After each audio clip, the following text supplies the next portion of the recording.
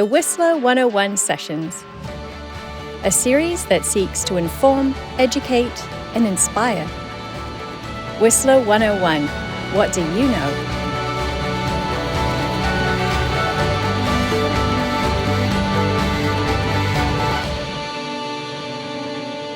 Kithwa'alep Inshneknukwa, Inchesh Mehaliksa, Lil'wat Uthken, Shlatlin Muta Uchamiuhken. Hello everybody, my name is Mehaliksa, and I'm of the Lil'wat Nation and the Squamish Nation, and we're people of the land. I work at the Squamish Lil'wat Cultural Centre as the curator, and on behalf of the Squamish Nation and the Lil'wat Nation, welcome to our shared territory here in Whistler. Today we'll explore how colonial history has affected the Indigenous people of Canada, and then we'll have a closer look at the two nations who share the territory around Whistler. The first thing to understand is the great diversity of the Indigenous peoples of Canada, how we have many similarities but even more differences. There are 630 distinct Indigenous communities in Canada, in which 59 different languages are spoken, many with several dialects. Even on their own, British Columbia has almost 200 Indigenous communities that speak 11 different languages. Indigenous nations have been living on their respective territories beyond living memory. Each has its own intimate connections to the land, represented through art styles, ceremonies, languages, protocols, values, and spirituality. For the most part, Indigenous people helped the first European settlers survive their early years on this continent, but the relationship changed for the worse as the railway pushed westward. Unlike in the United States, no official war was declared on Canada's Indigenous people, but British colonial rulers nevertheless signed treaties they would never honor and made promises they would eventually break. This led to a relationship of mistrust with the government. Today, Indigenous people are governed by two federal departments, Indigenous Services Canada and the Crown Indigenous Relations and Northern Affairs. Both departments are subject to Canada's Indian Act, a set of laws that define who is Indian, where they live, how estates are handled, and the powers of the elected chiefs and councils. Defining Indigenous lives by this type of broad legislation created indignities with lasting effects. And none have been worse than those of the Indian residential school system, which marked Canada's shift from a friendly relationship to assimilation.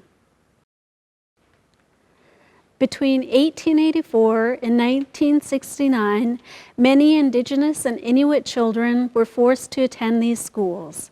Although Métis children were required to attend, it was often their only option. The schools were part of the government's policy to remove the influence of parents and culture, to forcibly enfranchise Indigenous children to a European way of life. Following the model used in other Commonwealth countries and the United States, the Canadian government contracted various Christian denominations to administer these custodial schools. School staff used strict and often extreme disciplinary measures. Students were malnourished, and many suffered some form of emotional, physical, sexual, or verbal abuse. In 1969, the government ended its relationship with the churches and began transferring control of the schools to the Indian bands. The last federally run school closed in Saskatchewan in 1996. Approximately 4,000 students died while attending Indian residential schools, leading those still living to rightly view themselves as survivors. Having endured this horrendous experience, many self-medicated with alcohol and drugs. Thus, the cycle of abuse continued at home in Indigenous communities, with issues that included the loss of traditional language and culture, a high dropout rate, drug and alcohol abuse, domestic violence, and children taken or given up to government agencies. After a class action lawsuit filed by former students in 2007, an Indian residential school settlement agreement was reached with the Government of Canada. In 2008, Prime Minister Stephen Harper formally apologized to Canada's Inuit and Indigenous people for forcibly removing their children to residential schools. The history of Indian residential schools has been recently added to British Columbia's curriculum for both elementary and high schools. And in November 2019, BC also passed legislation recognizing the United Nations Declaration on the Rights of Indigenous Peoples. These forms of reconciliation, along with other structural changes, contribute to addressing the intergenerational trauma tied to these schools. But while Indigenous cultures and languages survive residential schools at different levels and in different ways, they have all had to embark on a journey of healing.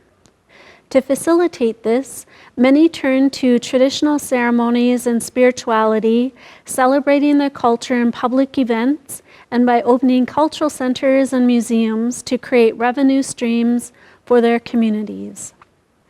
I work for the Squamish Lil'wat Cultural Centre, which represents two nations that lived and worked in Whistler since a time beyond memory. Both the Squamish and the Lil'wat Nation are considered to be a Salish, which is a modern term created for linguistic research. Before we learn more about their connection to Whistler, we'll have a closer look at each nation, starting with the Lil'wat.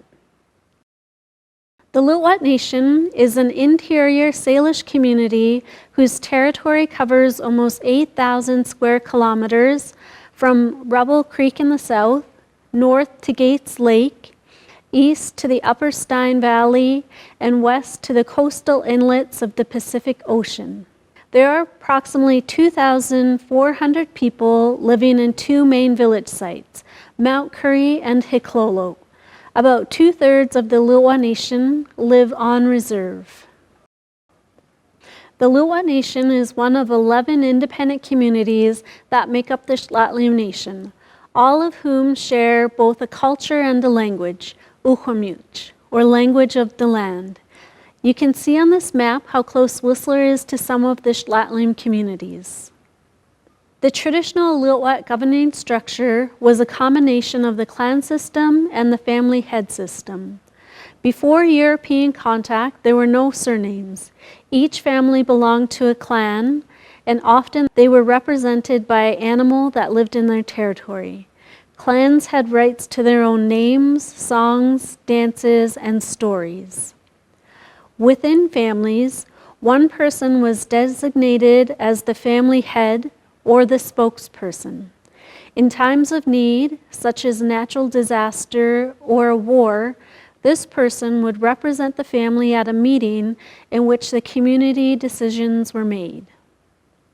The current structure consists of a political chief, a cultural chief, and 11 elected councillors. The political chief is the respected leader and the spokesperson for the council and the Lil'wat Nation.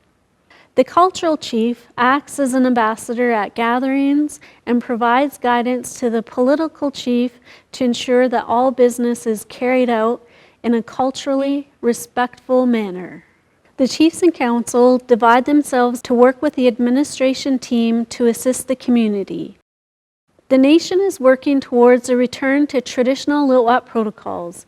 Elders and cultural advisors are helping to create a framework to this transition while the nation develops independent revenue streams for the community. And now we'll have a closer look at the Squamish Nation. Before contact, the Squamish Nation consisted of 16 independent villages that functioned as a part of a larger community. But when the government set up reserves, they set them up as 16 different communities, which didn't work for them. On July 23, 1923, the 16 communities signed the Prayer of Amalgamation to become the Squamish Nation as we know them today. The Squamish Nation is a Coast Salish community. Their 6,732 square kilometer territory extends from Point Grey in the south, west to Roberts Creek, north to the headwaters of the Ilaho and junction of Sioux and Green Rivers, and east to the Indian Arm drainages of the Fraser Valley. People live in three main village sites: Squamish Valley, Capilano in West Vancouver, and Seymour in North Vancouver. The Squamish Nation also makes their decisions by consensus. The governing system was similar to today's honor system. After amalgamation, one hereditary chief was acknowledged from each of the 16 communities. Families can choose their chief from any age, any gender, in whatever manner they see fit. Hereditary chiefs have a responsibility to carry their culture to the next generation. They don't make decisions for their community or their businesses, which is done by community elected officials. The current government consists of 16 elected councillors, from which 2 co-chairs and 2 spokespersons are selected. Along with an elected band manager, the team sets the direction for the administration to uphold the legal duty to protect the band's culture, lands, and assets.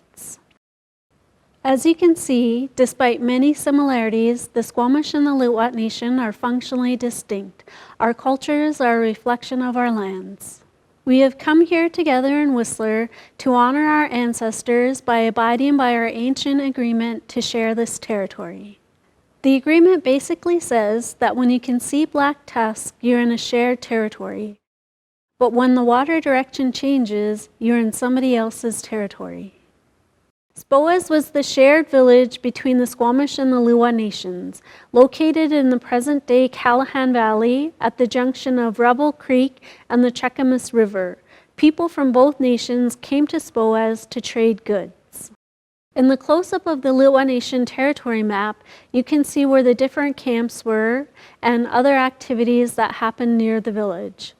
The man in the circle represents a transformer site. Transformers are mythological beings that traveled through both nations' territories. They turned people of notoriety into mountains and stones, altering the landscape as they traveled. The dome with a stick in it is the site of a permanent village.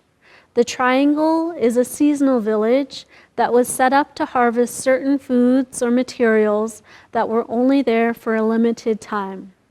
The man with the spear represents a known war site. The story of Spoas is at the core of why the Squamish Lil'wat Cultural Centre exists.